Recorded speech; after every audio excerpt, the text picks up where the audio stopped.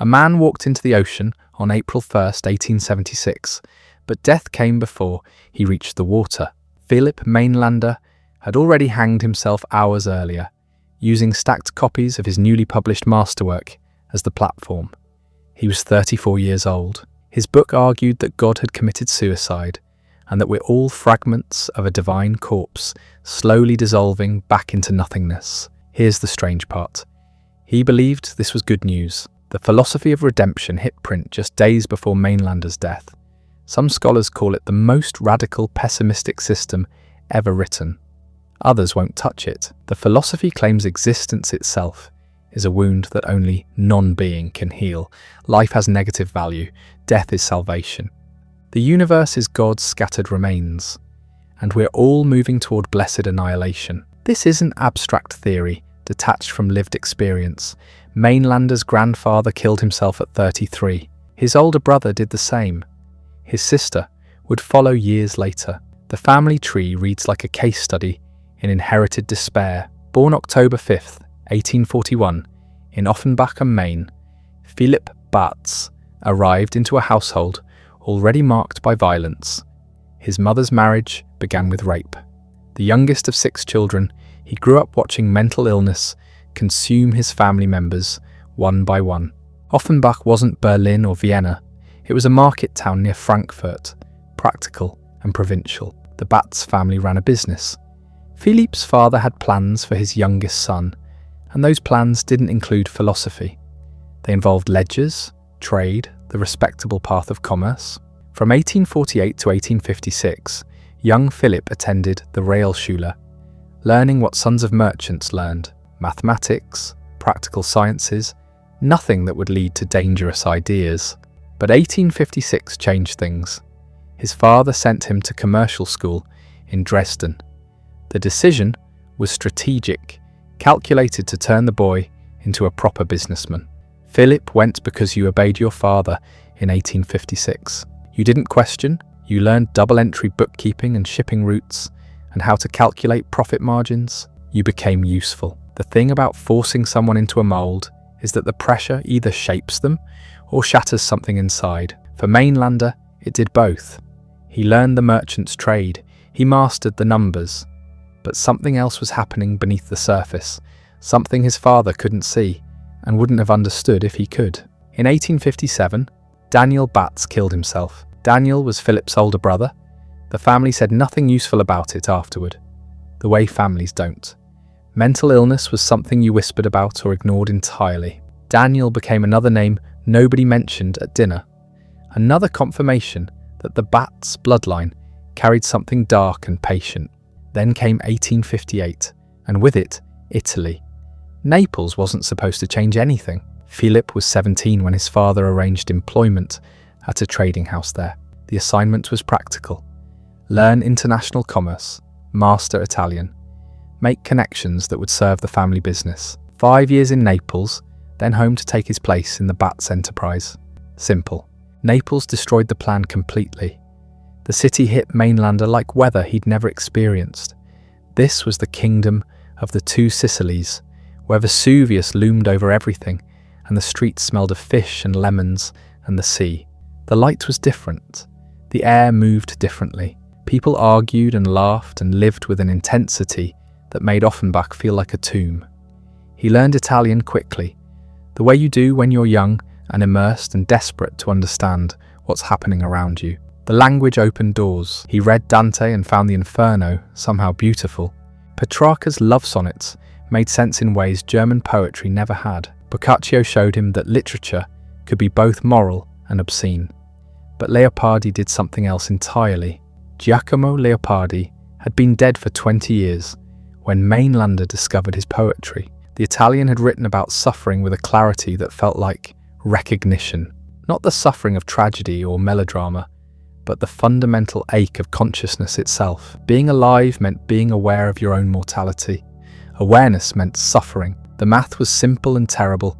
Mainlander read everything he could find.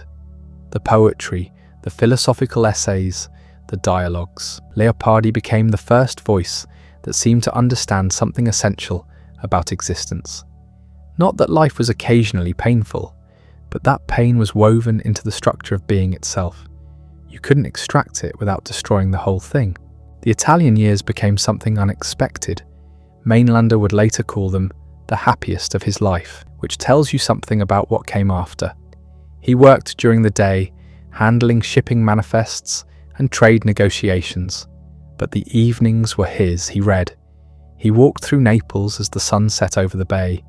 He started writing poetry, terrible at first, then less terrible. February 1860 arrived without warning. Mainlander was 19. He'd been in Naples for 2 years. Someone, he never said who, gave him a copy of Arthur Schopenhauer's The World as Will and Representation. He opened it, and something fundamental shifted. Years later, he described the experience as a penetrating revelation. He called February 1860 the most important month of his life. Schopenhauer had published the book in 1818, but it had taken decades to find an audience. By 1860, he was becoming famous, though he'd be dead in another 6 months. His philosophy was simple in structure and devastating in implication. The world we experience is representation, appearance, a veil thrown over something deeper. Behind everything is will, blind and purposeless, driving all existence forward without reason or goal. Life is suffering because will wants without end. It achieves nothing permanent. Every satisfaction is temporary, replaced immediately by new desire. We're puppets animated by a force that doesn't care about us. Consciousness is a curse because it lets us see this clearly without offering any escape except through art, asceticism, or death. Mainlander read this and recognized something, not just truth, but his truth. Schopenhauer had articulated what Leopardi had only approached. The problem wasn't society or politics or personal circumstances. The problem was existence itself. Being alive meant being trapped in a system designed to produce suffering. The only question was what to do about it. He kept working at the trading house. He kept reading Italian literature. But Schopenhauer had planted something that would grow slowly, patiently, until it consumed everything else. The philosophy wasn't just interesting or compelling, it was correct. And if it was correct, then everything else followed with logical necessity. 5 years in Naples passed like a dream that turns into something else partway through. The happiness was real. The Italian sun was real. The literature and the language and the sense of possibility were all real. But underneath, Schopenhauer's ideas were spreading like roots through soil, breaking apart whatever foundation Mainlander had built for himself. In 1863, he returned to Germany. 22 years old, fluent in Italian, trained in international commerce, and carrying a philosophical bomb in his head that would detonate slowly over the next 13 years. His father welcomed him back. The family business needed him. There was work to do, money to be made, a life to build. Mainlander came home and started writing. The poem was called Die letzten Hohenstaufen, the last Hohenstaufens. 3 parts, hundreds of lines, focusing on the final emperors of a dynasty that collapsed in the 13th century. The subject matter reveals everything about where his mind was going. Not triumph or glory or the heights of power, but decline and fall and the bitter end of great houses. The Hohenstaufen emperors had ruled the Holy Roman Empire. They'd fought popes and conquered kingdoms. Frederick II had been called Stupor Mundi, the wonder of the world. Then the dynasty ended in blood and failure. Their line extinguished, their ambitions turned to dust. Mainlander wrote about this with something approaching reverence. His father didn't understand. Poetry didn't earn money. The business needed attention. But Philipp kept writing, fitting it between ledgers and trade negotiations, staying up late with candles burning and ink staining his fingers. The poem wasn't very good. He'd realised this later, but it was necessary, the way bleeding is necessary when you've been cut. Then October 5th, 1865 arrived, his 24th birthday, and on that exact day, his mother died. The timing seems almost designed to wound. Birthdays are supposed to be celebrations, markers of life continuing. Instead, Mainlander got death, immediate and personal. His mother had been the stable presence in a family riddled with instability. She'd held things together while his father pushed and his siblings struggled, and the family history of suicide loomed over everything. Now she was gone, and something in Mainlander broke, or crystallized, or both. He stopped writing poetry. The shift was immediate and permanent. The last Hohenstaufens was finished but felt suddenly pointless. Verse couldn't contain what needed to be said. What needed to be said required philosophy, system, rigorous thought pushed to its logical conclusions, regardless of where those conclusions led. He started studying, not casually but obsessively. Schopenhauer first and most deeply, then Kant, but approached through Schopenhauer's lens, avoiding what Mainlander saw as the distortions of German idealism. He read Fichte and Schelling and Hegel only to reject them. They'd poisoned Kant with their optimism and their grand systems that explained everything and meant nothing. He went back further, Heraclitus and the pre-Socratics, the medieval philosophers, Descartes and Spinoza and Leibniz, all the way to contemporary thinkers like Condillac. He was building something, accumulating materials for a structure whose final form he couldn't yet see clearly, but knew was coming. The family business continued around him. He worked because he had to, but the real work was happening in the hours between obligations, in the early mornings and late nights, when he could read and think and start assembling the pieces of what would become his philosophical system. Eschenbach's Parzival entered the mix. The medieval epic about the knight who seeks the Holy Grail seemed an odd choice alongside Schopenhauer and Kant, but Mainlander saw something in it, the quest for redemption, the suffering required to achieve it, the sense that the world was a test you could pass only by understanding its fundamental emptiness. By 1869, at 28 years old, Mainlander had a problem. The studying was finished, the system was forming in his mind, growing clearer and more complete. But he couldn't just write philosophy. He needed time and financial independence. He needed to not worry about the family business or earning his keep or anything except the work of thinking and writing. So he made a plan. In March 1869, he took a position at the banking house J. Mart Magnus in Berlin. The goal was explicit and practical. Make money quickly, invest it carefully, live off the interest, and dedicate himself to philosophy. 5 years, maybe less. Save aggressively, invest wisely, achieve financial independence, then disappear into his work. Berlin wasn't Naples. It was cold, inefficient, and expensive, but the banking world offered opportunities. Mainlander was good with numbers, understood commerce, could analyse investments. The plan was solid. By his early 30s, he'd be free. For 4 years, it worked. He saved. He invested. The portfolio grew. He could see the finish line. Just a little longer, and he'd have what he needed. Freedom to think without constraint. Time to write the system that was becoming clearer in his mind with each passing month. Then May 8th, 1873 arrived, and the Vienna Stock Exchange collapsed. The Wiener crack destroyed everything. The crash rippled across Europe, wiping out fortunes and ruining investors. Mainlander's careful savings vanished. 4 years of work, of patience, of calculated risk, gone in a matter of days. The financial independence he'd built so carefully turned out to be built on nothing at all. He resigned from the bank. No point staying. The plan was dead. At 32 years old, he had no money, no clear path forward, and a philosophical system burning in his mind that needed to be written before it consumed him entirely. What he did next makes sense only if you understand how desperate he'd become, how thoroughly the crash had destroyed not just his plans, but his sense of having any viable future. The philosophy was everything now. The only thing that mattered was getting it written down, before circumstances made that impossible. So in 1874, Mainlander did something that looks insane on the surface. He petitioned the emperor directly. Not through channels, not through the proper military bureaucracy. He wrote to Wilhelm I himself, asking for permission to enlist at 32 years old, well past the normal age for military service. The request was granted. Why the emperor approved it, we don't know. Maybe it was unusual enough to catch someone's attention.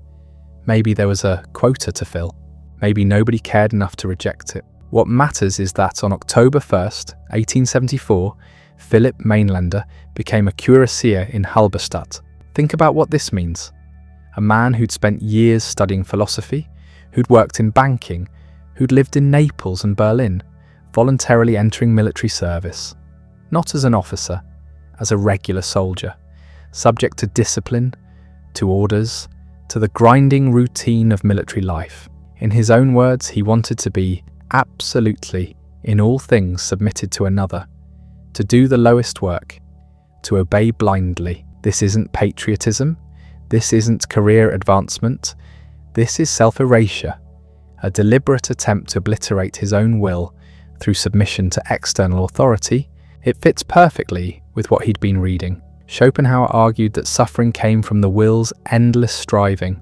The solution was to negate the will, to stop wanting, to achieve a state of willlessness. Military service offered a kind of forced meditation on exactly that. You don't think, you don't choose, you follow orders. But here's what nobody expected, least of all Mainlander himself. The months before he entered service turned into the most productive period of his life. June, July, August, September 1874. 4 months. He later described it as an enchanting life, a spiritual blossoming full of bliss and blissful shivers. The philosophical system that had been forming for years suddenly crystallized. Everything became clear. The pieces fit together. The structure he'd been building mentally was complete, and he wrote, furiously, obsessively. He had until September 28th. After that, he'd be in uniform, subject to military discipline, with no time or freedom for philosophical work. If he didn't finish, it would take 3 years to return to it. 3 years during which, as he put it, he'd be thrown into an abyss where the furies of a broken existence would inevitably have thrown him. The deadline wasn't artificial, it was existential. Finish now or lose everything. So he finished The Philosophy of Redemption, a complete systematic philosophy covering metaphysics, ethics, aesthetics, physics, politics, over 600 pages in the first volume alone, written in 4 months under the pressure of an immovable deadline. He handed the manuscript to his sister Mina with instructions to find a publisher. Then he put on the king's coat and disappeared into military life. What was in that manuscript? What had he been building toward all these years? The core idea is almost too simple to believe. God existed, past tense. God was a unified, simple, perfect being, outside space and time. And God committed suicide. Why would God kill himself? Because existence, even for God, was unbearable. Being itself was suffering. Unity was a prison. The only escape was self-destruction. But God couldn't just die, not as a unified being. Death requires time, requires process, requires the passage from being to non-being. None of that exists outside space-time. So God shattered himself, exploded into multiplicity, became the universe. Every atom, every particle, every living thing is a fragment of God's corpse. The Big Bang wasn't creation, it was divine suicide. The universe is God's shattered remains, slowly decaying toward absolute nothingness. This sounds like mysticism or poetry. It's not. Mainlander structured it as rigorous philosophy, building arguments, citing evidence, responding to objections. He took Schopenhauer's concept of the will as the fundamental reality and pushed it to its logical extreme. Schopenhauer said there was one universal will that manifested in all things. Mainlander said no, that unity is already broken. Each individual has their own will. Each fragment of God's shattered being maintains individual existence, and each individual will is fundamentally a will to die. Schopenhauer called it the will to live, the endless striving that causes suffering. Mainlander inverted it. The will is already oriented toward death. Life is just the slow process of getting there. Every action, every desire, every moment of existence is actually the will working toward its own extinction. We want things because wanting keeps us distracted from the fundamental truth that we're dying and that dying is what we actually want. The will to live is the will to die disguised from itself. Redemption, then, isn't escaping suffering. It's completing the death that began with God's suicide. Every death, every extinction, every moment of cessation brings the universe closer to the final state, absolute nothingness, complete non-being. This is where Mainlander breaks from Schopenhauer most dramatically. For Schopenhauer, when you negate your will, you achieve a kind of relative nothingness. You still exist, but without desire. It's peaceful, but not final. For Mainlander, death is absolute. When you die, you're done. No rebirth, no continuation, no cosmic will persisting. You achieve genuine nothingness. This makes death not just acceptable, but desirable, not in a depressive or nihilistic sense. In a logical, philosophical sense, if existence is suffering and non-existence is peace, then death is liberation. The universe itself is moving toward this liberation. Everything that exists is working, consciously or not, toward its own cessation. But Mainlander wasn't advocating mass suicide. Not exactly. His ethics are more complicated than that. He argued that while death is ultimately good, the path there matters. You can't just opt out immediately. There are duties, social obligations, the work of making sure everyone has the opportunity to understand the truth about existence. Once you know that life is suffering and death is redemption, you have a responsibility to help others reach that understanding. This is where his social conscience enters.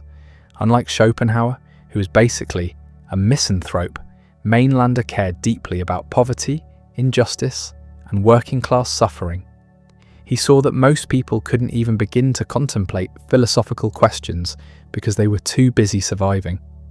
His ethics demanded creating social conditions where everyone could access education, develop consciousness, and eventually choose death knowingly rather than having it forced on them by circumstance.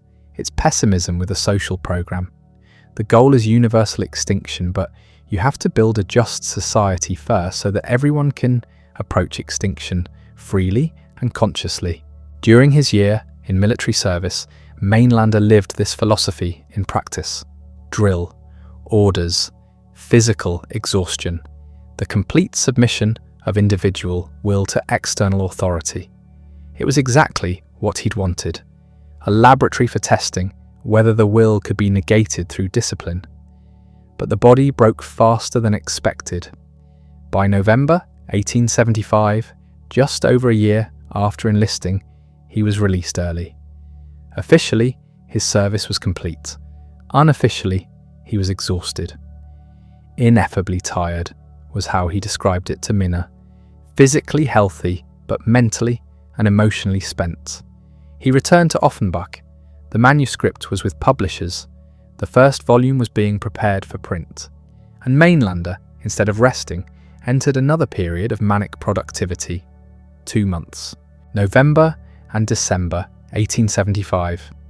In that time, he corrected the proofs for the first volume, wrote his memoirs, composed a novella called Rupertine Delfino, and completed the entire second volume of the Philosophy of Redemption, another 650 pages of philosophical essays. The novella is worth noting because it shows how the philosophy translated into fiction. Rupertine Delfino is about characters caught between wanting to live and wanting to die. They understand intellectually that death is redemption, but can't quite bring themselves to embrace it. The novella doesn't resolve this tension, it just presents it, shows people trapped between philosophical insight and biological instinct. The second volume of the main work expanded on themes from the first, detailed explorations of ethics, aesthetics, politics, applications of the central metaphysics to specific domains.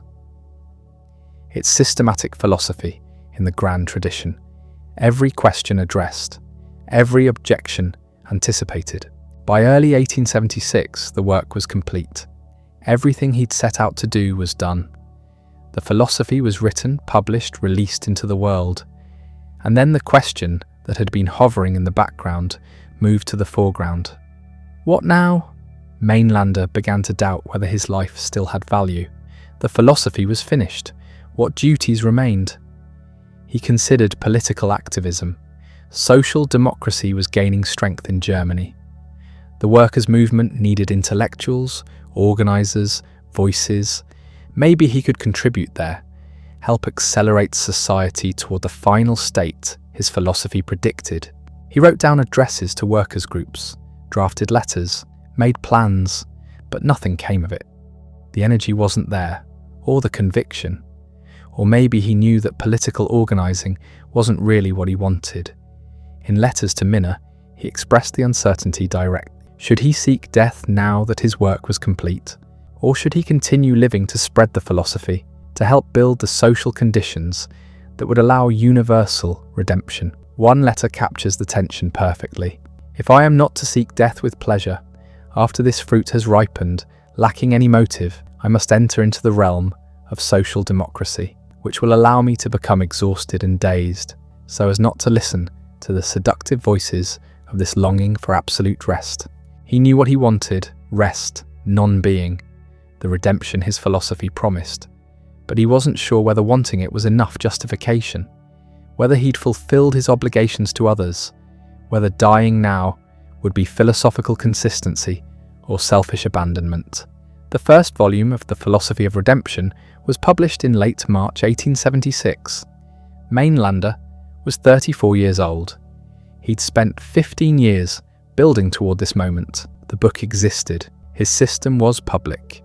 Anyone who wanted could read it, understand it, accept or reject it. On the night of April 1st, 1876, in his apartment in Offenbach, Philipp Mainländer hanged himself. The details are disputed. Some accounts say he stacked copies of his newly published book and used them as a platform. Others say that's apocryphal, a dramatic flourish added later. What's certain is the date, the method, and the timing. Days after publication, before any reviews or responses, before knowing whether anyone would read or care about what he'd written. Was it philosophical suicide? The final act of a man living consistently with his stated beliefs? Or was it breakdown? The collapse of someone who'd pushed too hard for too long and finally exhausted every reserve? Both. The answer has to be both. You can't separate the philosophy from the psychology, from the exhaustion, from the conviction. They're all tangled together. The beliefs were genuine. The mental state was deteriorating. The exhaustion was real. The logic was consistent with everything he'd argued. He believed non-being was better than being. He'd completed his philosophical work. The duties he felt toward humanity were fulfilled. Logically, death was the next step. But logic doesn't happen in a vacuum. It happens in a mind and body that had been stretched to breaking. His sister, Mina, found him. She'd been his closest ally, his supporter, the one who'd helped find publishers and manage the practical details while he focused on philosophy. Now she had to manage his death, arrange the burial, deal with the aftermath, and eventually compile and publish the second volume he'd left behind. The funeral was small, Offenbach Cemetery, a grave that still exists but is rarely visited. The death itself generated little immediate attention. A young philosopher nobody had heard of, a book that hadn't been reviewed, a life that seemed, from the outside, to have ended in failure and obscurity. But the book survived. The philosophy didn't die with its author. And what happened next? The strange afterlife of Mainlander's ideas would prove more complex and more influential than anyone standing at that grave in 1876 could possibly have imagined. The book sat on shelves in a handful of German bookstores. Philosophy of Redemption by Philipp Mainländer. Nobody knew who Mainlander was. The name itself was a pseudonym, deliberately chosen to obscure identity. And the few people who picked up the book found something almost incomprehensible in its ambition and darkness. This was 1876. Germany was still processing Schopenhauer, whose pessimism had only gained wide recognition after his death in 1860. Now here was someone pushing that pessimism to conclusions Schopenhauer himself had avoided. Not just that life is suffering, but that existence itself is a cosmic mistake. Not just that we should minimize desire, but that we should actively work toward non-being. The initial reception was silence. Not rejection exactly, just absence. No major reviews appeared. No philosophical journals took notice. The book existed, but it didn't register. Part of this was timing. German philosophy in the 1870s was dominated by other concerns. Neo-Kantianism was ascendant. Materialism and positivism were gaining ground. Pessimism was seen as a phase, something interesting but ultimately sterile. A dead end rather than a beginning. Part of it was presentation. The book was dense, systematic, uncompromising. Mainlander didn't write for popularity. He wrote to be complete, to work out every implication of his system, regardless of how disturbing those implications became. The result was a text that demanded serious engagement and offered no easy way in, and part of it was simple bad luck. Books need advocates. They need someone with influence to notice them, recommend them, create conversation around them. Mainlander died before that could happen, without an author to promote the work, without a living presence to defend and explain it. The book simply sat. But Mina remained. His sister, who'd supported him throughout, now became the guardian of his legacy. She had the second volume. 650 pages of philosophical essays he'd completed in those final months. Essays on physics, on ethics, on aesthetics, on politics, the full elaboration of a system the first volume had only outlined. Publishing it became her mission. Not immediately. The shock of his death, the practical matters of settling his affairs, these took time. But by the early 1880s, she was actively seeking a publisher for the second volume, explaining what it contained, arguing for its importance, trying to generate interest in a philosopher nobody remembered. She succeeded in 1886. 10 years after Mainlander's death, the second volume of Philosophy of Redemption appeared. It received slightly more attention than the first, partly because pessimistic philosophy had gained more acceptance by then, partly because Mina's persistence had created some awareness of the first volume. Reviews appeared, most were dismissive. The pessimism was too extreme, the conclusions too disturbing. One critic called it philosophical nihilism, dressed up as cosmic redemption. Another suggested that Mainlander's suicide proved the philosophy was dangerous rather than true. But some readers responded differently. They found in Mainlander something they'd been looking for without knowing it. A philosophical system that didn't flinch, didn't pull back, didn't offer false comfort. One that followed its premises to their logical end regardless of where that led. These early admirers were scattered, isolated. A student in Munich who copied passages into notebooks. An artist in Vienna who found the cosmology bizarrely compelling. A doctor in Hamburg who saw in the philosophy a way to make sense of suffering he witnessed daily. They didn't form a movement or a school. They were individuals who'd stumbled onto something that resonated.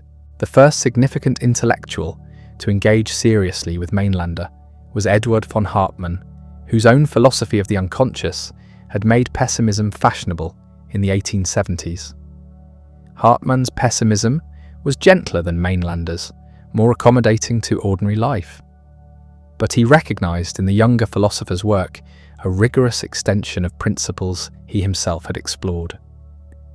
Hartmann wrote about Mainlander, not endorsing his conclusions, but acknowledging their logical force. If you accept certain premises about the nature of will and existence, Hartmann argued, Mainlander's system follows with disturbing inevitability. You might reject the premises, but you can't dismiss the reasoning. This brought more attention. Philosophy journals began discussing Mainlander. Comparisons were made to Schopenhauer, to Leopardi, to Buddhist thought. The question emerged, was this philosophy original or merely derivative? Was Mainlander adding something new, or just pushing existing ideas further? The answer depends on what you mean by original. Mainlander's metaphysics borrowed heavily from Schopenhauer. The basic framework of will, representation, suffering, these were inherited, but the cosmology was genuinely new. The idea that God had committed suicide, that the universe is the fragmenting corpse of a dead deity, that redemption means assisting in the final dissolution of all being. This was unprecedented in Western philosophy. So was the social dimension. Schopenhauer's pessimism was aristocratic, individualistic. It offered a path for rare individuals to escape suffering through aesthetic contemplation or ascetic denial. The masses were left to their misery. Mainlander rejected this. His philosophy included everyone. Redemption wasn't for the few who could achieve enlightenment. It was the cosmic destiny of all existence. This universal scope connected to his political concerns. If suffering is universal and redemption possible, then social conditions matter enormously. Systems that increase suffering or prevent people from recognizing the nature of existence are obstacles to redemption. This led Mainlander to critique economic inequality, to sympathize with workers' movements, to argue for education and social reform. These political implications attracted a different kind of reader, socialists and anarchists who found in pessimistic philosophy unexpected support for revolutionary action. If existence itself is the problem, then incremental reform isn't enough. The entire structure needs transformation. Not toward utopia, Mainlander would never promise that, but toward conditions where universal redemption becomes possible. This political reading gained momentum in the 1890s. Mina published selections from her brother's letters and notes, including his thoughts about joining the social democratic movement. These showed a philosopher wrestling with how to act on his beliefs, whether pure theory was sufficient or whether ethical commitment demanded practical engagement. Some readers saw this as inconsistency, others saw it as the deepest honesty. Mainlander never resolved the tension between his philosophy's ultimate conclusions and his sense of obligation to others. He died before working it out. That unresolved tension became part of the philosophy's appeal, making it more human than perfectly systematic thought could be. Meanwhile, a strange parallel development was occurring. Nietzsche, whose own philosophy was becoming increasingly influential, had encountered Mainlander's work. We know this from letters and notes. Nietzsche never wrote extensively about Mainlander, but traces appear throughout his mature philosophy. The relationship is complex because Nietzsche's project was essentially anti-Mainlander. Where Mainlander saw cosmic death drive, Nietzsche insisted on will to power. Where Mainlander advocated acceptance of decay, Nietzsche demanded affirmation of life. Where Mainlander offered redemption through non-being, Nietzsche proposed eternal return. But these aren't just contradictions, they're responses. Nietzsche understood Mainlander's philosophy well enough to see it as the ultimate expression of pessimism's logic. Everything Nietzsche wrote about overcoming nihilism, about creating values, about amor fati, can be read as arguments against positions Mainlander had staked out. This makes Mainlander important even to people who reject his conclusions. He represents the endpoint of one philosophical trajectory, the place you reach if you start with certain premises about suffering and will and follow them without compromise. Nietzsche's alternative philosophy gains force from the clarity of what it opposes. By the turn of the century, Mainlander had achieved a strange status, still obscure to general readers, but known and discussed among philosophers and intellectuals interested in pessimism. Not influential in the sense of creating a school, but present as a reference point. The philosopher who went furthest, who didn't stop where others hesitated. Artists began discovering him. Alfred Kubin, whose grotesque drawings explored darkness and decay, found in Philosophy of Redemption a perfect articulation of his own intuitions. He called it the consolation of my life and death. The phrase captures something crucial about how the philosophy functioned for certain readers. It wasn't depressing. It was consoling, not despite its darkness, but because of it. Why would cosmic pessimism console? Because it validates experience. If you felt that existence is fundamentally wrong, that suffering isn't accidental but essential, that the world shouldn't be this way, Mainlander tells you you're right. You're not crazy or weak or ungrateful. You've seen clearly. The problem isn't you, it's being itself. This validation mattered enormously to people living with depression, chronic pain, existential despair. Mainlander didn't promise things would get better. He promised that your perception of how bad things are is accurate. That's a different kind of comfort, but for some people it's more valuable than false hope. The philosophy also travelled beyond Germany. French translations appeared in the early 1900s. Partial translations into other languages followed. The ideas spread, though often attributed incorrectly or filtered through other thinkers. People encountered Mainlander's concepts without necessarily knowing the source. In Japan, the writer Akutagawa Ryunosuke found Mainlander's work in translation and was profoundly affected. He wrote about it directly, noting how it had become deeply ingrained in my consciousness. His novel Kappa contains clear Mainlander influences. The sense of existence as burden, the attraction to non-being, these themes pervade Akutagawa's later work. This international reception revealed something about the philosophy's scope. The specific German context mattered, but the core ideas transcended cultural boundaries. Suffering is universal. The question of existence's value is universal. Mainlander's answers might be extreme, but the questions resonated across cultures. The First World War changed how people read Mainlander. Suddenly, cosmic pessimism didn't seem abstract. Millions dead in trenches, civilization revealed as thin veneer over barbarism, progress shown to be illusion, the world Mainlander described, where existence was fundamentally wrong and suffering intrinsic, looked less like philosophical speculation and more like accurate description. Post-war German intellectuals returned to pessimistic philosophy with new urgency. Spengler's Decline of the West echoed Mainlander's cosmology of decay. Existentialism's confrontation with absurdity revisited questions Mainlander had explored. The sense that something was fundamentally broken in reality itself became widespread. Mainlander's specific system remained too extreme for mainstream acceptance. But his diagnosis, his sense that existence was the problem rather than any particular social arrangement, gained traction. You couldn't fix this with better politics or improved conditions.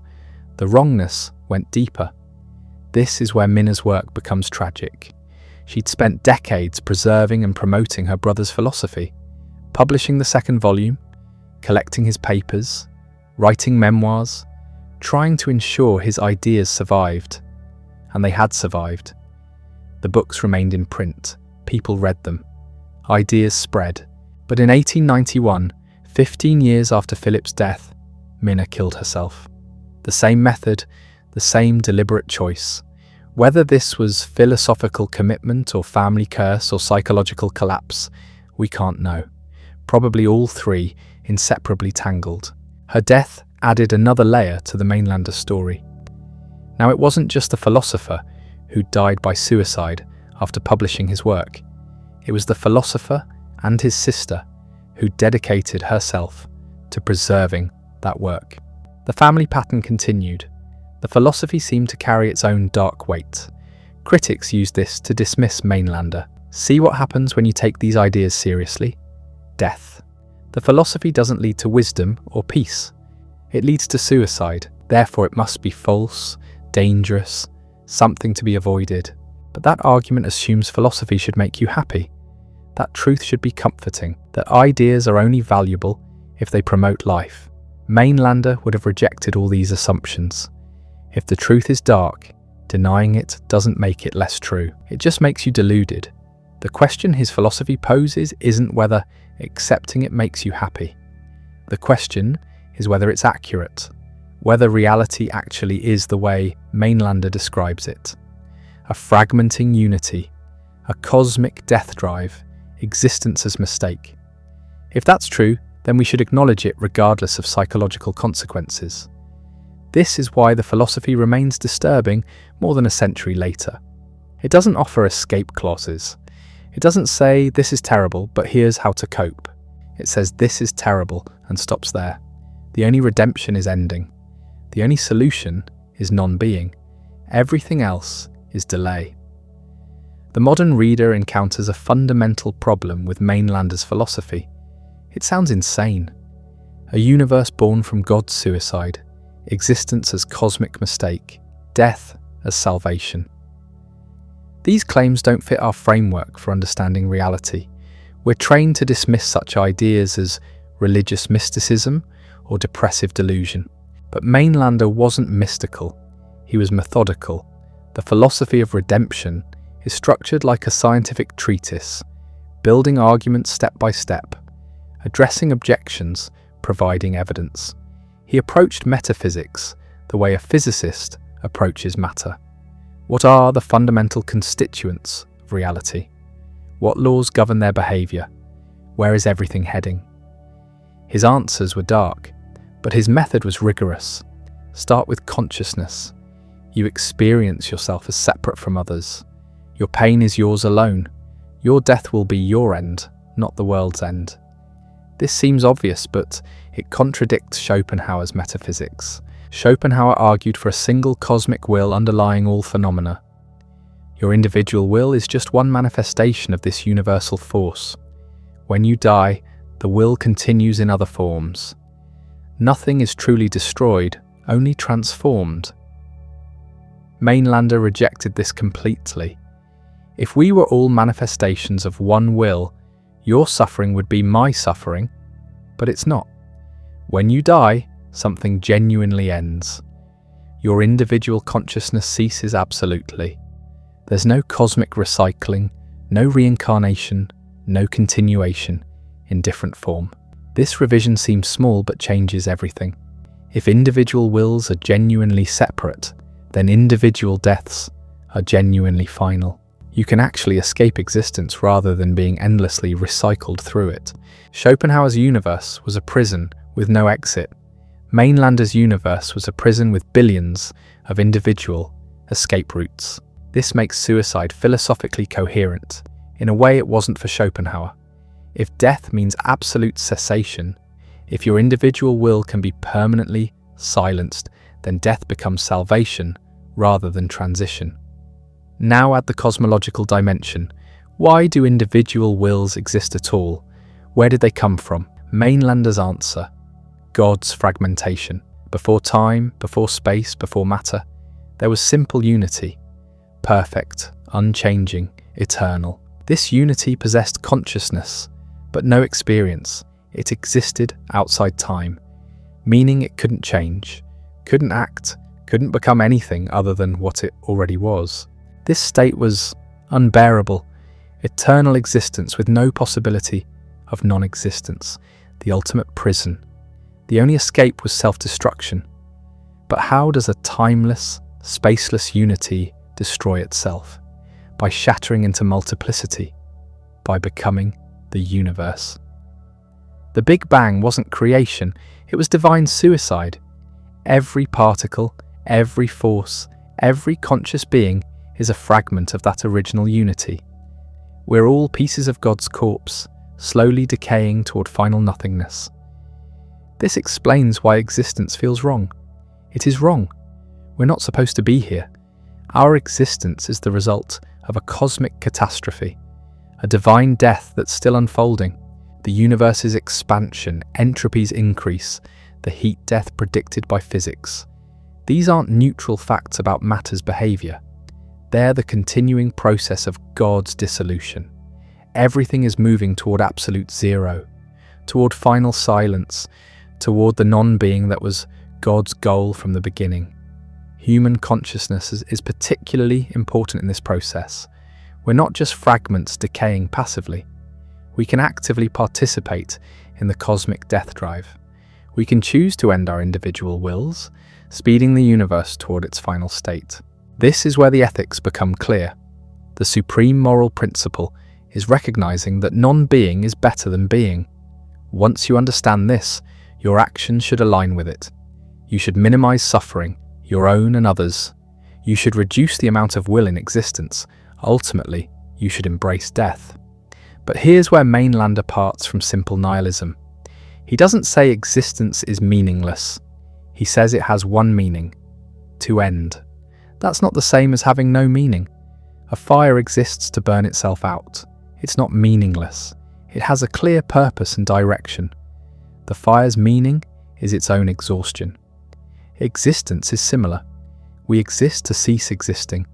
The universe has directionality, purpose, goal. That goal happens to be nothingness, but it's still a goal. This gives life a strange kind of dignity.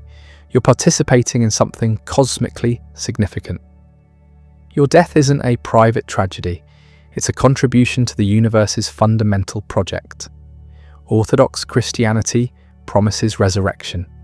Buddhism promises nirvana after many lifetimes. Schopenhauer offers escape for rare saints. Mainlander offers something more democratic. Everyone gets out. Everyone achieves redemption, just by dying. The physics troubled some readers. How literally should we take the God-suicide story? Mainlander insisted it was metaphysical truth, not poetic metaphor. God genuinely existed as primordial unity. The universe genuinely resulted from his self-destruction. But the details get fuzzy. What does it mean for something to exist outside time and space? How can a timeless being make a decision? Decisions require before and after. They require time. Mainlander never adequately resolved these issues. His cosmology functions more as mythology than physics. It provides a narrative frame for his pessimism, explaining why existence feels like a mistake. Because it is one. The ethical implications extend beyond individual suicide. Mainlander argued for social reform. Not because he believed in progress or human perfectibility. He didn't. But reducing suffering mattered as a moral imperative. Workers living in poverty, their lives consumed by brutal labour. This was wrong not because it prevented them from flourishing. Flourishing was impossible. It was wrong because it added unnecessary suffering to existence's inherent suffering.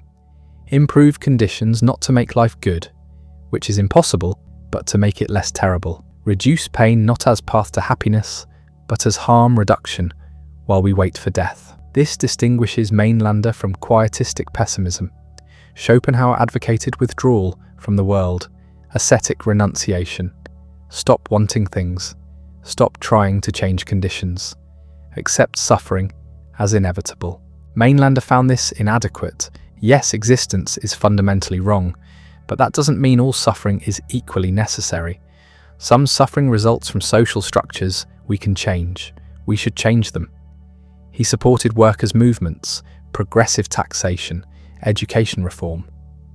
Not because these would create utopia, because they would reduce the amount of unnecessary suffering added to existence's necessary suffering.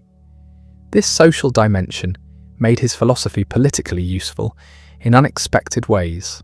Socialists could embrace his analysis of suffering while rejecting his metaphysical conclusions. You don't need to believe in God's suicide to recognize that poverty causes preventable pain. The philosophy of redemption contains detailed discussions of political economy, labor conditions, educational access. These sections read strangely next to the metaphysical speculation. Cosmic pessimism followed by policy proposals. But Mainlander saw no contradiction. If existence is fundamentally wrong, that makes reducing specific wrongs more important, not less. You can't fix the universe's metaphysical error, but you can fix particular social errors. This dual focus, cosmic and practical, makes the philosophy harder to dismiss. It's not just abstract negativity. It includes concrete analysis of social problems and proposed solutions. The second volume of The Philosophy of Redemption, published posthumously, contains 12 essays on diverse topics: physics, biology, aesthetics, politics. Mainlander was trying to show how his metaphysics explained everything from atomic behavior to artistic creation. Some of these essays are prescient. His discussion of entropy and heat death anticipates later physics. His analysis of aesthetic experience as temporary escape from will echoes Schopenhauer, but adds nuance. Others are dated. His racial theories, common in 19th century Germany, are embarrassing. His gender essentialism reflects period assumptions. These elements can't be excised without damaging the system's coherence, but they limit the philosophy's contemporary relevance. Mina's dedication in preserving these works was extraordinary. After Philipp's death, she became the philosophy's guardian. Publishing the second volume required finding a publisher, editing manuscripts, writing connecting material. This took years. She also collected his letters, wrote biographical material, tried to correct misunderstandings about his work. When critics dismissed him as depressive or insane, she defended his philosophical rigor. When supporters tried to turn him into a cult figure, she emphasized his humanity. Her suicide in 1891 ended this project. The remaining manuscripts were scattered. Some were lost. The philosophy's reception was complicated by both siblings having killed themselves according to its principles. This creates an interpretive problem. Should we read their deaths as validating the philosophy or as evidence of mental illness? Can both be true simultaneously? Modern psychiatry would likely diagnose depression. The family history of suicide, the mental illness in previous generations, the timing of the breakdowns. These suggest psychological factors beyond philosophical conviction. But depression doesn't make your arguments false. It might make you more likely to formulate certain arguments, but that's different from those arguments being wrong. Mainlander's cosmology might be mistaken. His metaphysics might be nonsense, but the mistake or nonsense requires philosophical refutation, not psychiatric diagnosis. The tendency to psychologize away uncomfortable philosophy is itself suspicious. Why do we need to explain Mainlander's pessimism as illness? Why not engage with his arguments? Perhaps because those arguments are threatening. If he's right that existence is fundamentally wrong, that death is preferable to life, then most of what we do is based on false premises. Our projects, relationships, hopes, all of it rests on the unexamined assumption that being is better than non-being. Mainlander forces examination of that assumption, and once examined, it's not obviously true. What is existence for? Why continue it? Why bring new beings into existence? Why prevent death when death ends suffering? These questions don't have easy answers. Most people don't think about them. They assume life's value without justification. Mainlander demands justification. Prove existence is worth continuing. Prove death is worse than life. Prove we're not making a terrible mistake by perpetuating being. The philosophy of redemption isn't just pessimistic, it's accusatory.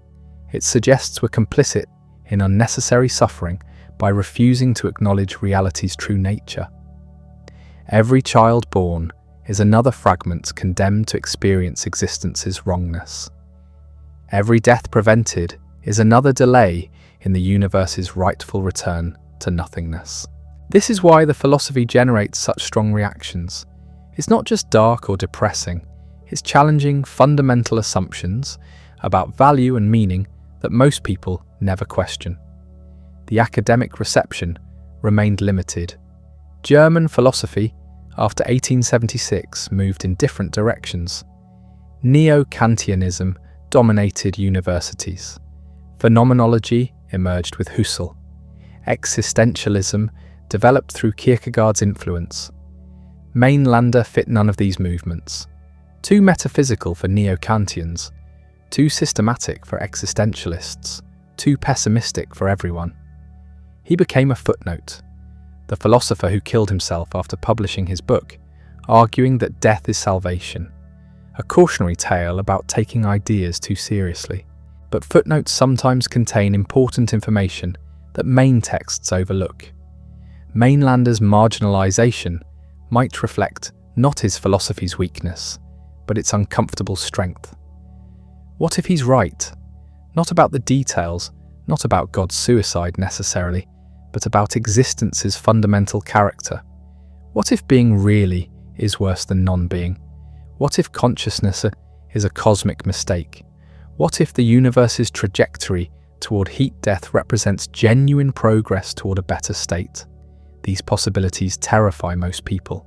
They threaten everything we think we know about value and meaning. So we dismiss them. We psychologize them away.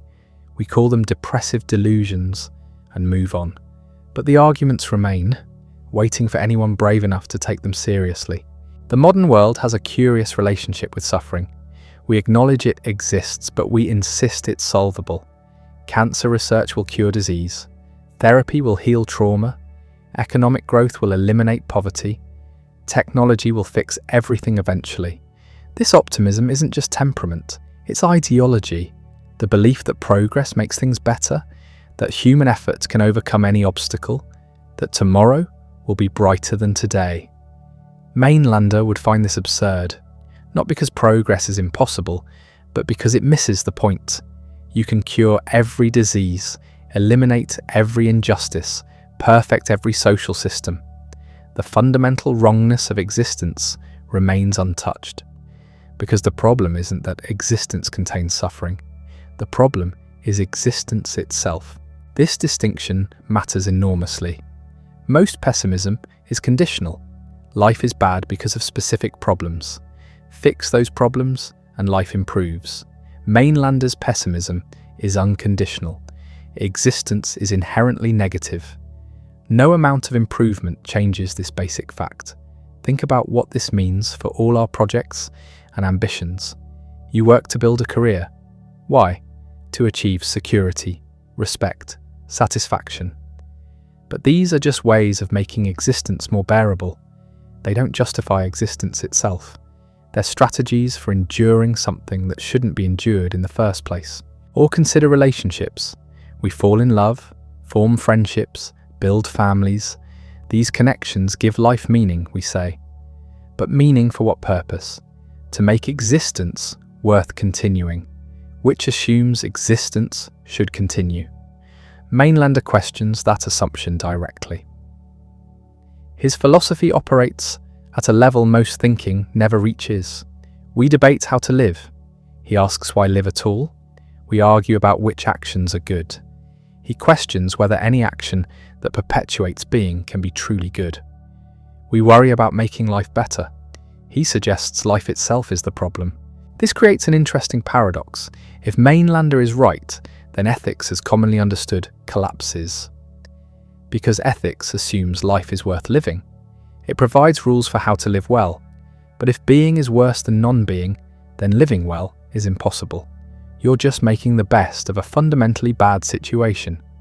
Yet Mainlander doesn't abandon ethics. He reconstructs it on different foundations. The supreme moral principle becomes recognition that non-being is superior to being. Morality consists of acting consistently with this recognition, which means working toward existence's cessation rather than its perpetuation. This sounds monstrous at first, but follow the logic. If existence is genuinely negative, then ending it is genuinely positive. The moral action is the one that moves reality closer to its rightful state of nothingness. Prolonging existence becomes the immoral choice because it extends unnecessary suffering. Now here's where it gets complicated. Mainlander doesn't advocate mass murder or immediate universal suicide. His ethics are more subtle than that. He recognizes that individual wills must come to this realization themselves. Forced death doesn't achieve true redemption because the will hasn't been genuinely negated. It's just been physically stopped. The process has to be internal. Each person must recognize existence's worthlessness and choose cessation. This can't be imposed. It must emerge from understanding. Which is why Mainlander wrote his book. Not to convince people to kill themselves immediately, but to spread the knowledge that would gradually transform humanity's relationship with existence. He envisioned a future where this awareness becomes universal, where people stop reproducing because they understand that creating new life is creating new suffering, where death is welcomed rather than feared, where humanity collectively moves toward extinction, not from despair, but from genuine philosophical insight. This vision has a strange kind of hope embedded in it. Not hope that things will get better in the conventional sense, but hope that we can collectively recognize reality's true nature and act accordingly. Hope that understanding can triumph over the blind will to live. Hope that redemption is possible through knowledge. Compare this to Buddhist philosophy, which Mainlander admired. Buddhism also recognizes suffering as fundamental, also seeks liberation through cessation of desire. But Buddhism frames this as individual achievement. The enlightened person escapes samsara while the world continues. Mainlander universalizes the project, not just individual liberation, but cosmic redemption, the entire universe moving toward the same endpoint. Every fragment of God's shattered being gradually returning to nothingness. It's apocalyptic in scope, but presented as natural progression rather than catastrophic event. The scientific dimension of his philosophy deserves attention. Mainlander wasn't just making metaphysical claims. He tried to ground his system in natural science as it existed in his time. The universe's movement toward entropy, toward heat death, became evidence for his metaphysics. Physics supported pessimism. Modern cosmology has refined these ideas considerably. We now understand entropy more precisely. We know the universe's ultimate fate involves either heat death or Big Crunch or some other scenario depending on various factors. But the general principle holds. The universe is running down, energy is dissipating, order is dissolving into disorder. For most people, this is depressing trivia. For Mainlander, it's fundamental confirmation. The universe really is moving towards cessation, not because God wills it, because that's what God's suicide set in motion. The expanding universe, the cooling stars, the eventual heat death. All of it is redemption in progress. This framework makes certain problems dissolve. The problem of evil, for instance. Why does God allow suffering? Traditional theodicy twists itself into knots trying to reconcile omnipotent benevolence with observable suffering. Mainlander's answer is simple. God doesn't allow suffering. God is suffering, or was. Now God is fragments experiencing existence's wrongness until they cease. Or take the problem of meaning. If there's no God, how can life have meaning? Existentialists agonize over this. Mainlander sidesteps it. Life doesn't have meaning in the sense of purpose or value. It has direction, towards cessation. That's not meaning as traditionally understood, but it provides orientation. The political implications are harder to parse. Mainlander sympathized with socialism. He believed in social justice and workers' rights. But how does this fit with his pessimism? If existence is worthless, why care about economic inequality? His answer involves the path to redemption. For humanity to collectively recognize existence's negative value, people need certain conditions: education, freedom from desperate poverty, time to think rather than just survive. Social justice isn't valuable in itself, but instrumental to spreading the knowledge that will eventually end existence. This is ruthlessly consequentialist. Help the poor, not because poverty is intrinsically wrong, but because poverty prevents people from achieving the awareness necessary for redemption. Improve conditions not to make life worth living, but to create circumstances where people can recognize life isn't worth living. You can see why this philosophy generates discomfort. It takes positions we think are good and gives them disturbing justifications. Yes, reduce suffering. Not because suffering is bad and happiness good, but because suffering without understanding is worse than suffering with understanding. The goal isn't happiness, it's conscious movement towards cessation. Mainlander's influence on later thinkers is traceable, but often unacknowledged. Sioran, the Romanian philosopher of despair, clearly absorbed Mainlander's insights. Sioran's work is more aphoristic, less systematic, but the fundamental pessimism is similar. Existence as cosmic mistake, birth as catastrophe, death as liberation. Then there's the influence on Nietzsche, which is fascinating because Nietzsche explicitly opposed everything Mainlander represented: the eternal return, the affirmation of life, the will to power. These concepts can be read as direct responses to Mainlander's will to die.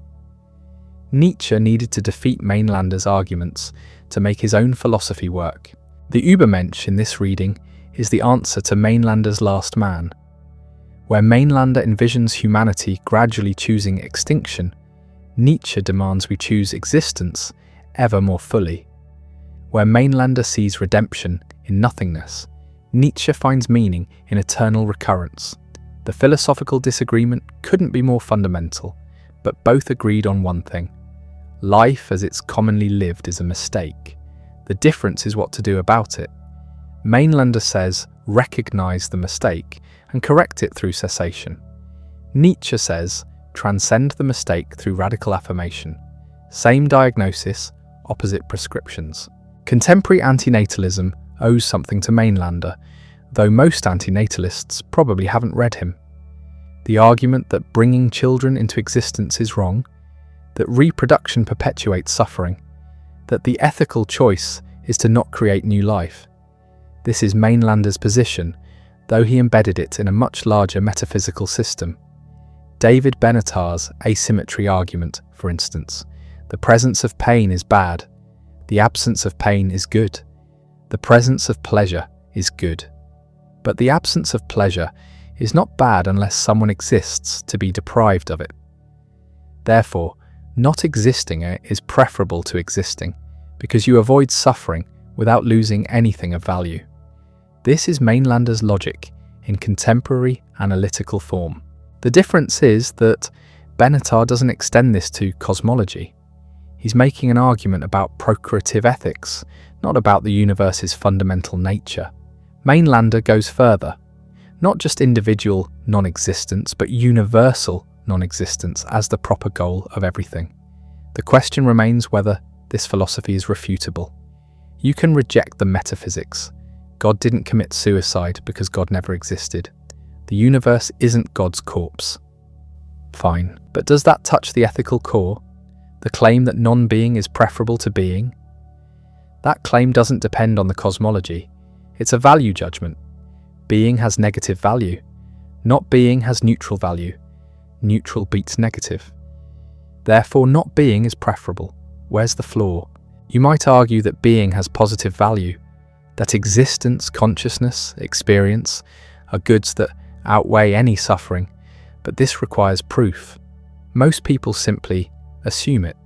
They've never seriously considered the alternative. And once you do consider it, the assumption looks shaky. What exactly is so valuable about consciousness? We experience pleasure sometimes, sure, but we also experience pain, boredom, anxiety, disappointment, loss. The pleasure doesn't obviously outweigh the pain. At best, it's a mixed bag. More importantly, the pleasures require continued existence to be experienced, which means continued risk of suffering.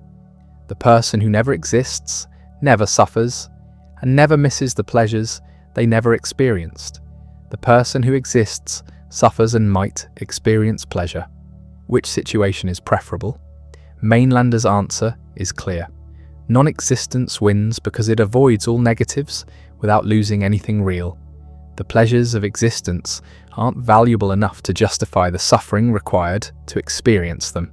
This is where most people's intuitions rebel. Life feels valuable. Consciousness seems precious.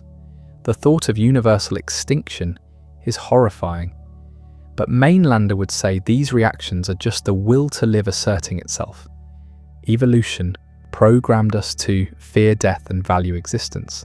These feelings don't reflect reality's actual value structure.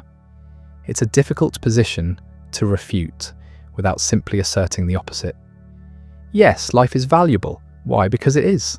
That's not an argument, that's an intuition. And Mainlander's entire project is questioning whether our intuitions about existence's value are trustworthy. The philosophy remains disturbing because it can't be easily dismissed. You can disagree, but disagreement requires either accepting premises Mainlander rejects or rejecting conclusions that follow logically from shared premises. There's no easy way out, and that's what makes Mainlander important, even if he's wrong. He forces examination of assumptions most people never question. He takes pessimism to its logical conclusion and asks whether we can live with those conclusions. The answer for most people is no, but the question had to be asked. So how does someone respond to this? Not just intellectually, but practically. Because Mainlander wasn't writing for academic debates. He was writing for people struggling to justify their continued existence. The traditional response is to simply affirm life's value. Existence is good. Consciousness is precious. These claims get repeated until they sound like truths rather than assumptions. But Mainlander already anticipated this. He knew people would resist his conclusions. He attributed that resistance to the will to live, the biological drive that keeps organisms functioning despite suffering, which creates a problem. If you disagree with Mainlander because you feel life is valuable, he can say your feelings are programmed by evolution, not reflections of reality. If you agree with him, he can say you're recognizing truth despite your programming. Either way, his system wins.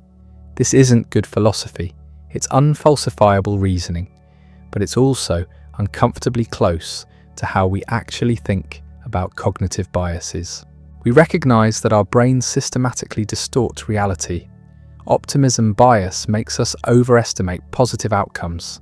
Availability heuristic makes recent events seem more significant. Confirmation bias makes us seek evidence supporting existing beliefs. Why wouldn't there be a bias toward existence itself? A built-in assumption that being alive is preferable to not being alive. Evolutionary biology suggests exactly this. Organisms with a strong drive to survive and reproduce leave more descendants. Over billions of years, this produces creatures wired to value existence automatically.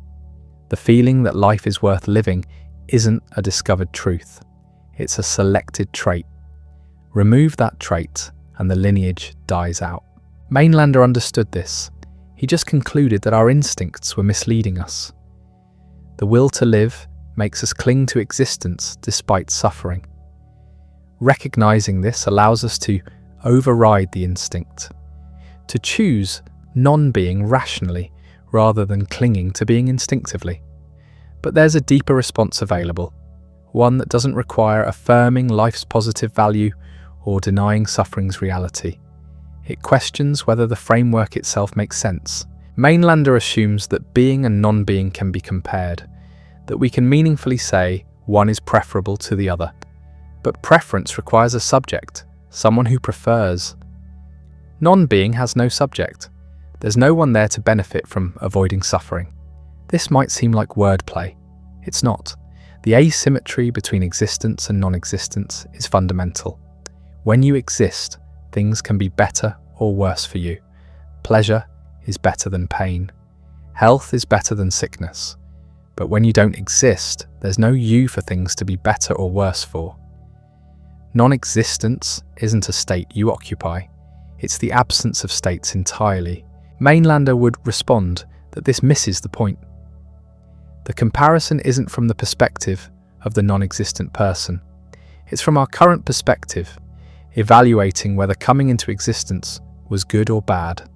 And his claim is that it was bad, that the suffering existence brings outweighs any goods. Fine, but this requires accepting that we can evaluate existence from outside existence, that there's some neutral standpoint from which being and non-being can be compared. Where is this standpoint? We're embedded in existence. Our evaluations happen from within being. There's no view from nowhere that lets us judge whether the whole enterprise is worthwhile. You might think this saves existence. If we can't judge it from outside, maybe we can't condemn it. But the same logic cuts both ways. We also can't affirm it. The question whether existence is valuable might be unanswerable not because the answer is difficult, but because the question doesn't make sense from any available perspective. This would make Mainlander's project impossible, but it would also make the opposite project impossible: the cheerful affirmation of life's value. Both require a standpoint we don't have. Both assume we can evaluate existence as a whole, rather than just particular states within existence. There's another angle. Mainlander's ethics depends on his metaphysics: the will to die, the universe as God's corpse, the inevitable march toward nothingness. Strip away the cosmology and what remains? A claim that suffering outweighs pleasure. That consciousness is a burden. That non-being is preferable to being.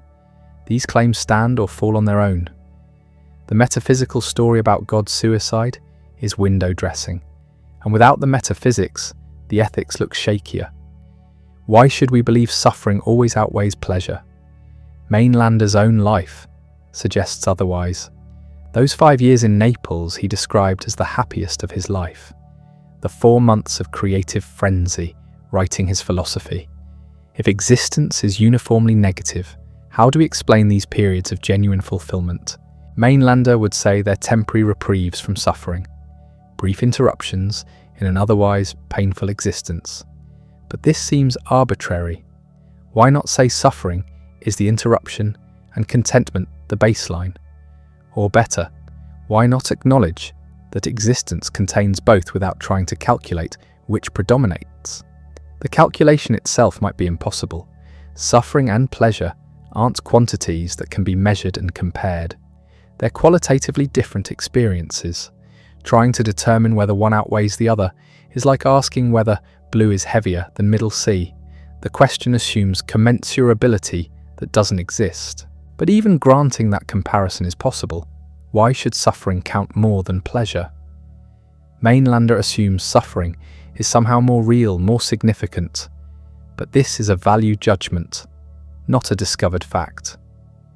Someone else might say pleasure is more real because it represents fulfillment rather than lack. Here's where things get genuinely strange, because Mainlander's philosophy, despite its nihilistic conclusions, contains something almost optimistic: the belief that suffering serves a purpose, that the universe is moving toward redemption, that individual deaths contribute to cosmic resolution. This is teleology, purpose written into nature. The universe has a goal, its own dissolution, and we participate in that goal through our deaths. There's meaning here, dark meaning, but meaning nonetheless. Compare this to a truly purposeless universe, one where suffering serves no function, where death accomplishes nothing, where the cycle of existence continues indefinitely without resolution or redemption. Which is worse, Mainlander's vision where suffering leads somewhere, or a vision where it leads nowhere? His philosophy offers cosmic significance to individual extinction. Without that framework, death is just death, meaningless cessation.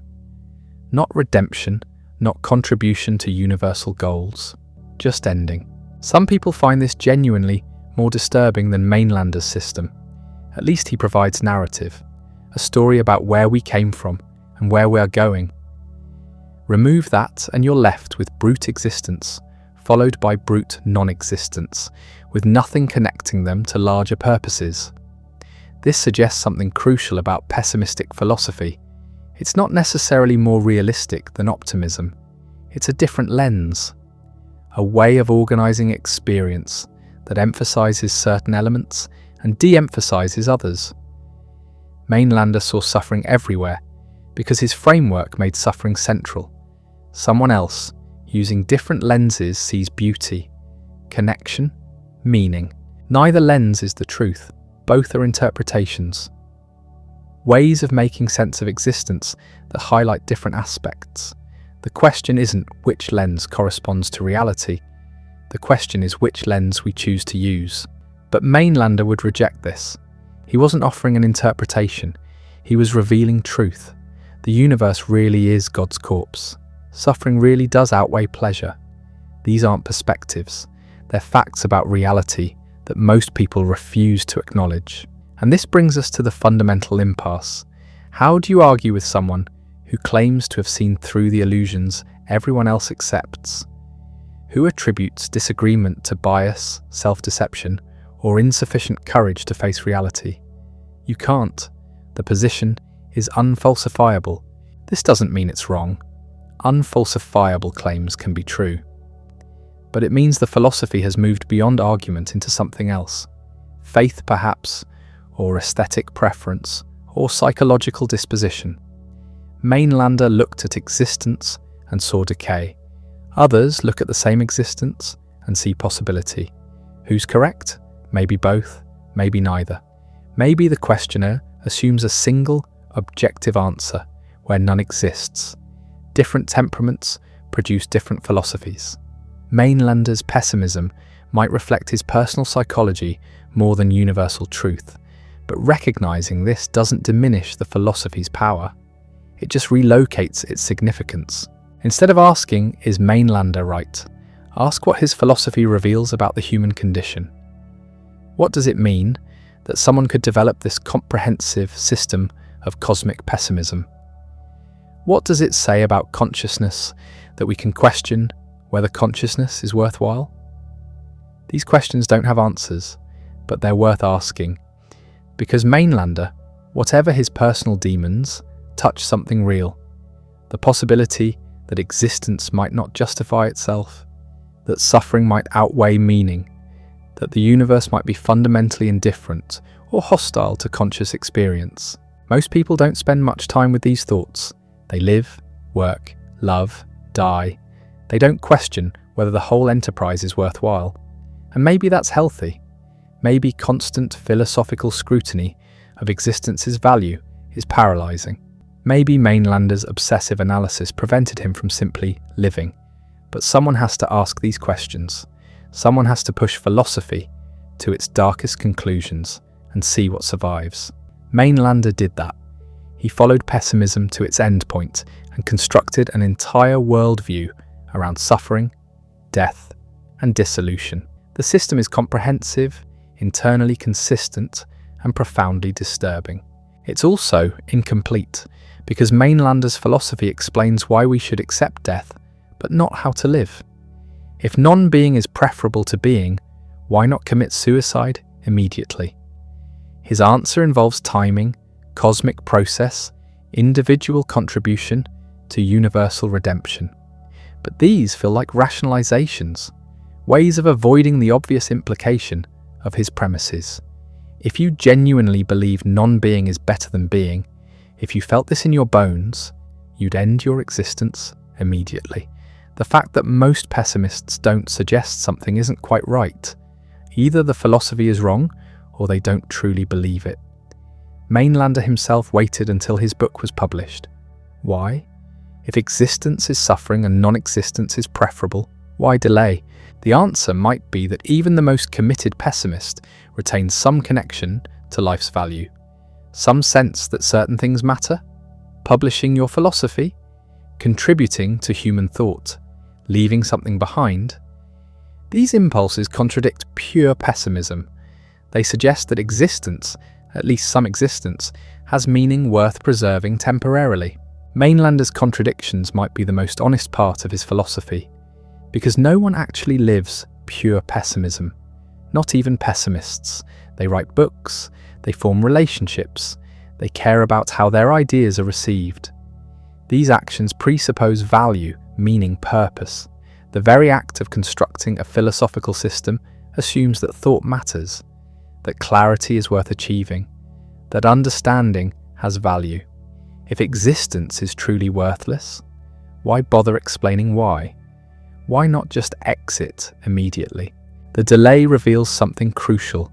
Even the darkest pessimism contains traces of affirmation. Mainlander wanted his work published. He wanted to contribute. He waited until the first volume appeared before ending his life. That waiting period, those final months of feverish productivity, contradict the philosophy's explicit claims. They suggest that even someone convinced of existence's negative value found something worth preserving temporarily. His philosophy, his contribution to human thought, mattered enough to postpone the relief of non-existence. This doesn't invalidate pessimism, it complicates it. It shows that philosophical positions exist alongside psychological realities that don't always align. We can hold beliefs intellectually that we don't fully embody emotionally. We can think existence is worthless while still finding specific projects meaningful. The contradiction might be inevitable. Perhaps it's impossible to fully inhabit pure pessimism while remaining alive. But there's another angle. What if Mainlander's suicide wasn't philosophical consistency, but psychological collapse? His letters from the final months describe exhaustion, depletion, an inability to continue. He'd pushed himself relentlessly. 4 months of creative frenzy to finish the book before military service. Then another burst of productivity after his release, correcting proofs, writing a novella, completing the 2nd volume. All this while battling whatever internal demons drove him. The family history haunts the story. His grandfather's suicide at 33, his brother Daniel's suicide in 1857. His own sister Mina would follow in 1891. This pattern suggests something beyond philosophical conviction. Mental illness runs through the family, like a fault line. Mainlander's pessimism might have been as much symptom as philosophy, the worldview that made intellectual sense of his suffering. Does this origin diminish the philosophy's validity? Not necessarily.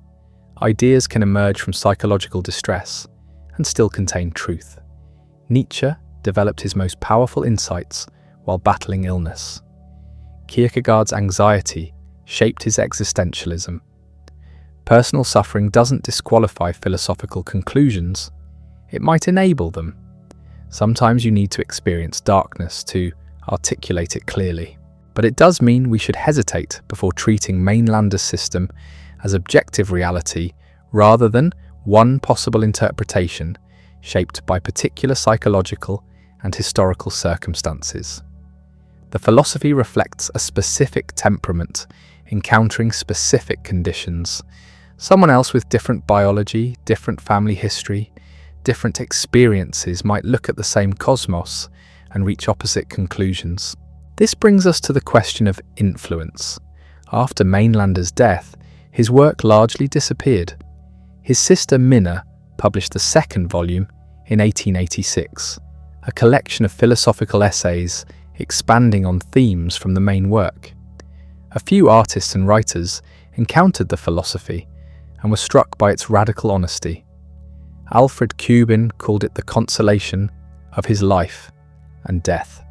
The Japanese writer Akutagawa referenced it repeatedly. Emile Cioran was impressed, but mainstream philosophy largely ignored Mainlander. Too extreme, too disturbing, too honest about conclusions most thinkers preferred to avoid.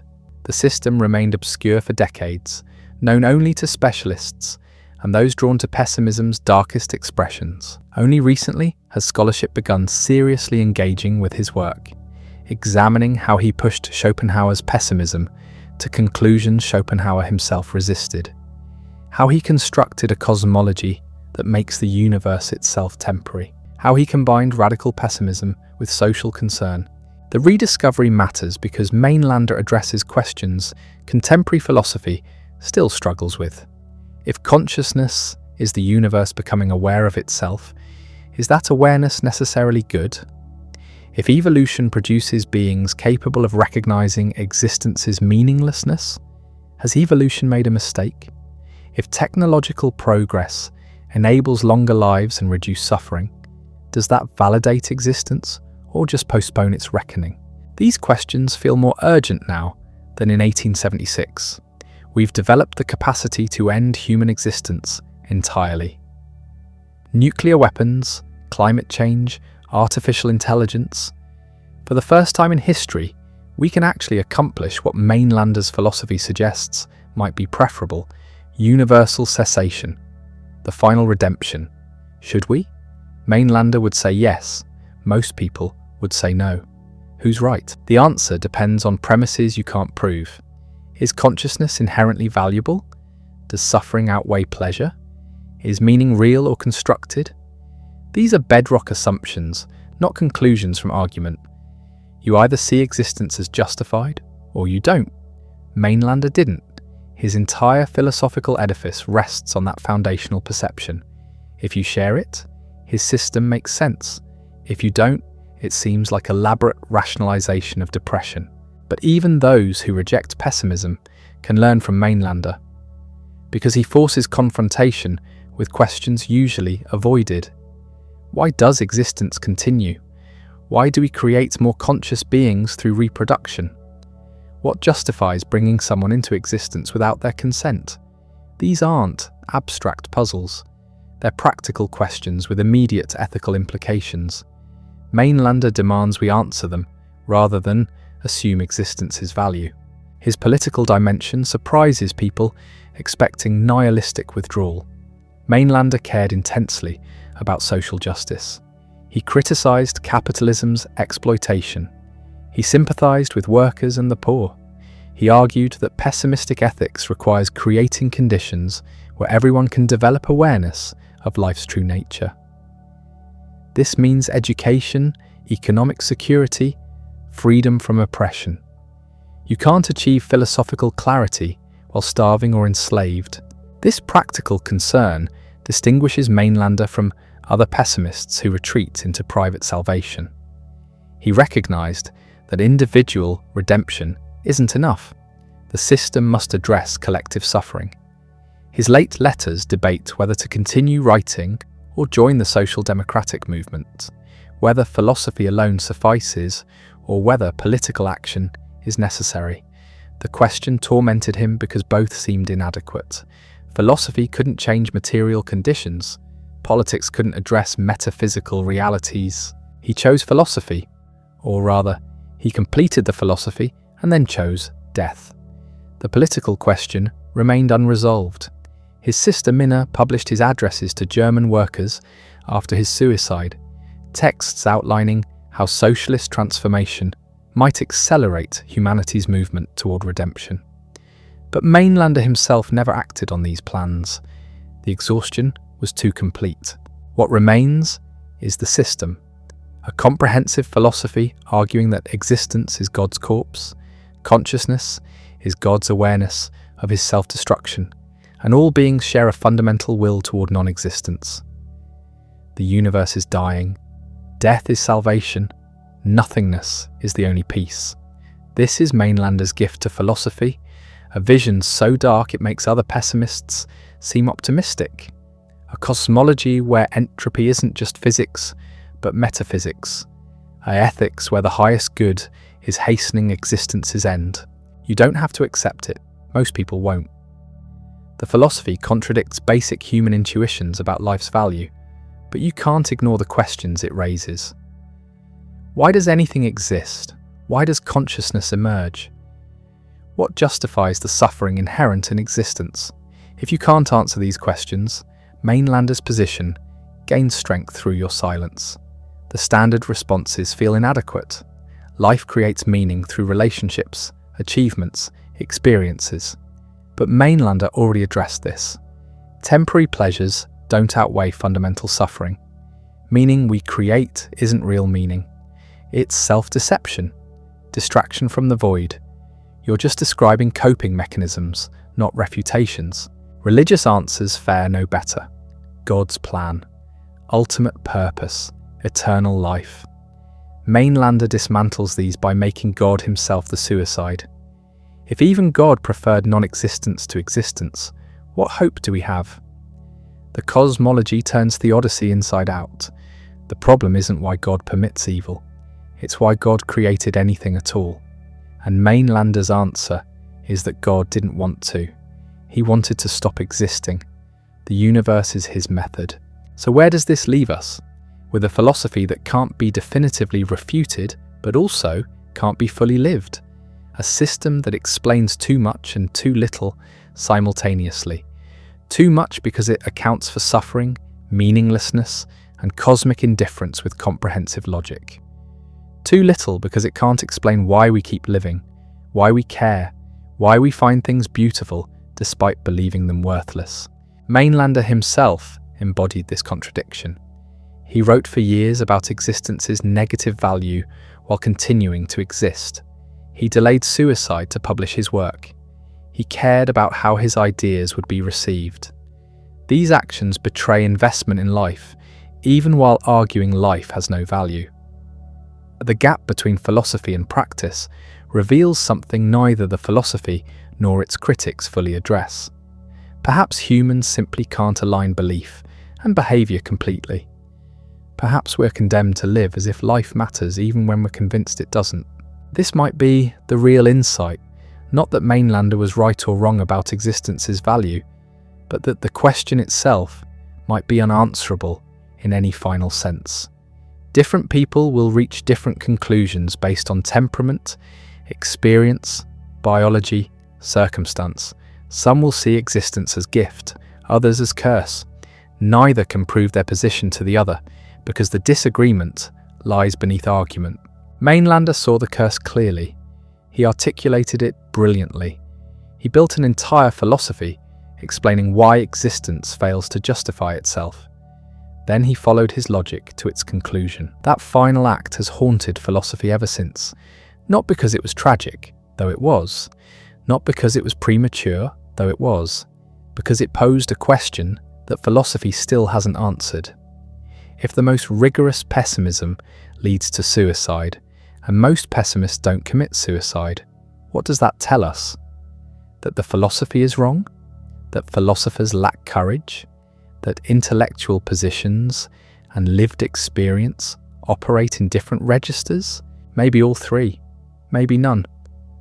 What's certain is that Mainlander's life and death force us to consider whether philosophy should be livable, whether systems that lead to self-destruction are thereby invalidated, whether intellectual honesty requires following conclusions wherever they lead, even if the endpoint is darkness. These questions don't have comfortable answers. They sit at the intersection of thought and action, belief and consequence. Mainlander walked that intersection and chose the path most philosophy avoids. He thought clearly about existence and concluded it wasn't worth continuing. Then he stopped. The standard interpretation of Mainlander's death treats it as philosophical suicide, a man living out his beliefs with brutal consistency. He argued non-being is preferable to being. He completed his work. He ended his existence. Case closed. But look closer and the clarity dissolves. The letters from those final months don't describe philosophical serenity. They describe someone falling apart. Exhausted, worked out, a completely healthy body, ineffably tired. This isn't the language of someone calmly executing a rational plan. This is breakdown. The family history matters here, not to dismiss the philosophy as mere symptom of illness, but to complicate the simple narrative. His grandfather at 33, his brother Daniel, later his sister Mina. The pattern suggests something beyond individual choice, something inherited, biological, waiting. Does this make the philosophy less true? Not necessarily. Depression might enable certain insights rather than distorting them. Maybe you need to experience existence as burden to articulate clearly why burden is existence's essential character. Maybe Mainlander's psychological state let him see what healthier minds refuse to acknowledge. But it does mean we can't treat his suicide as pure philosophical statement. It was philosophy and psychology and exhaustion and family curse all tangled together inseparably. The act had multiple meanings simultaneously: philosophical consistency, mental collapse, inherited destiny, relief from unbearable weariness. What survived him was the system. 2 volumes totaling over 1,200 pages, a complete metaphysics, ethics, aesthetics, physics, politics, everything explained through the lens of cosmic pessimism. God's suicide, the will to die, universal redemption through dissolution. The books sat on shelves. A few people read them. Fewer understood them. Even fewer were convinced. Mainlander remained obscure for decades, not because the philosophy was unclear, but because it was too clear. It articulated conclusions most thinking instinctively avoids. His influence worked indirectly. Nietzsche encountered the work and constructed his entire mature philosophy as response. The eternal return, the will to power, amor fati, these concepts make sense as counter-arguments to positions Mainlander had staked out. You need to defeat Mainlander's pessimism to make Nietzsche and affirmation viable. Other thinkers absorb the ideas without acknowledgement, the sense that consciousness might be cosmic mistake, that suffering might be intrinsic rather than accidental, that death might be liberation rather than tragedy. These notions circulated through 20th century philosophy, often without attribution to their clearest articulator. The rediscovery came later. Scholars realized that Mainlander had pushed pessimism further than anyone before or since, that his cosmology anticipated certain developments in physics, that his ethics connected individual suffering to social conditions in ways other pessimists ignored, that his work deserved attention not as historical curiosity, but as serious philosophical system. Contemporary antinatalism owes him unacknowledged debt. The argument that creating new life is wrong, that non-existence avoids harm without denying benefit, that the ethical choice is to not reproduce. This is Mainlander's position, stripped of its metaphysical framing. The logic persists even when the cosmology gets rejected. His political dimension remains underexplored. The combination of radical pessimism with commitment to social justice seems contradictory until you understand his reasoning. If existence is fundamentally wrong, that makes reducing specific wrongs more urgent, not less.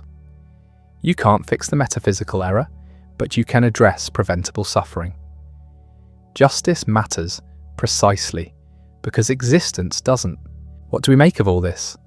A man born into a family marked by suicide, who discovered pessimistic philosophy as teenager in Naples, who spent 15 years developing a comprehensive system arguing existence is God's corpse, who published that system and immediately killed himself, who left behind books that most readers found too disturbing to engage seriously, who influenced later philosophy more through absence than presence, through the questions he forced others to confront rather than answers they accepted. The philosophy itself remains unfalsifiable. You can't prove non-being is preferable to being because the claim operates at a level beneath proof. It's a value judgment, an orientation, a fundamental stance toward existence that either resonates or doesn't. Mainlander felt it in his bones. Most people don't. The gap between these positions can't be bridged by argument. But the questions persist. What justifies existence? Why does consciousness emerge? Does suffering outweigh pleasure? Can we evaluate being and non-being from any neutral standpoint? These aren't abstract puzzles. They're live issues for anyone who's ever wondered whether continuing makes sense. Mainlander's gift wasn't answers. It was articulation. He gave precise philosophical form to doubts most people leave vague. He followed premises to conclusions and didn't flinch when those conclusions pointed toward darkness. He built a system that explains everything from cosmic origins to individual psychology through the lens of redemptive dissolution. The system is wrong, or the system is right. Neither claim can be established definitively. What matters is that someone constructed it, that the possibility exists, that consciousness can turn against itself and question its own value with logical rigor. We're still living with these questions. Climate change, nuclear weapons, artificial intelligence, technologies that could accomplish what Mainlander's philosophy suggests might be preferable. Universal cessation, the final redemption. We have the capacity now. Should we use it? Most people say no instinctively. But the instinct isn't an argument. It's the will to live asserting itself. Mainlander already predicted this response and explained it away. Your resistance proves nothing except that evolution wired you to survive, regardless of whether survival serves any purpose. Breaking free from that programming requires philosophical courage most people lack, or perhaps it requires psychological damage. The distinction might be impossible to draw. Maybe genuine pessimism and mental illness are the same thing viewed from different angles. Mainlander's legacy is this uncertainty, the possibility that consciousness is error, that existence fails to justify itself, that the universe is dying and death is salvation. Most philosophy tries to make sense of life. Mainlander tried to make sense of why life makes no sense. He succeeded too well. The system is comprehensive, rigorous, internally consistent. It explains everything while valuing nothing. It offers redemption through extinction and calls it good news. It turns cosmic history into narrative of divine suicide still unfolding. You don't have to believe it. Most people won't. The philosophy contradicts basic human intuitions too profoundly. But you can't ignore what it reveals about consciousness, that we can question our own existence, that we can construct arguments for why being is worse than non-being, that we can follow logic to conclusions that negate everything we instinctively value. This capacity might be consciousness's fatal flaw, the ability to turn against itself, to recognize its own contingency and meaninglessness. Other animals don't have this problem. They live without questioning whether living makes sense. Only humans achieve the dubious distinction of doubting existence itself. Mainlander made that doubt systematic. He showed that pessimism can be philosophy, not just mood, that arguments exist for why continuing might be mistake, that logic points toward darkness if you're willing to follow honestly. Whether that honesty is wisdom or madness remains unresolved. Perhaps it's both. Perhaps the clearest vision of reality's nature is indistinguishable from the deepest despair. Perhaps Mainlander saw truly, and what he saw destroyed him. Or perhaps he was simply ill, a man whose brain chemistry made existence intolerable, and who constructed elaborate philosophical justification for what was ultimately biological dysfunction. The depression came first. The philosophy followed. The system explains the symptom without being caused by it. We can't know. The gap between these interpretations can't be closed. What remains is the work. 2 volumes of systematic philosophy arguing that God killed himself, and we're fragments of his corpse moving toward blessed nothingness. That consciousness is God's final awareness, that death is redemption, that the universe is dying and this is good. These claims are either the darkest truth philosophy has articulated or the most elaborate rationalization of depression ever constructed. Possibly both, possibly neither. The uncertainty is the point.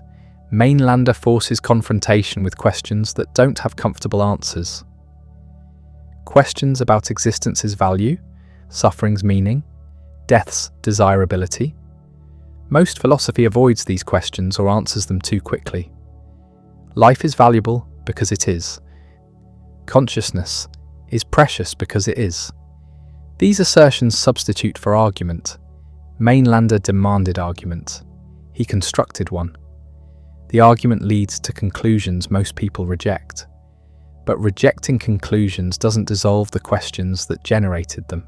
So Mainlander persists, not as major figure in philosophy's history, not as founder of a school or movement, but as voice articulating what most thinking refuses to consider. The possibility that existence itself is the problem, that consciousness is curse rather than gift, that non-being is peace and being is wound. He lived this philosophy imperfectly. He delayed death to publish his work. He cared about how ideas would be received. He contemplated political action. These choices suggest investment in existence even while arguing existence has no value. The contradiction might be inevitable. Perhaps philosophy and life operate in different registers. Perhaps we can't fully inhabit pure pessimism while remaining alive, but he tried. He thought clearly about existence and concluded it wasn't worth continuing. He followed that conclusion to its endpoint.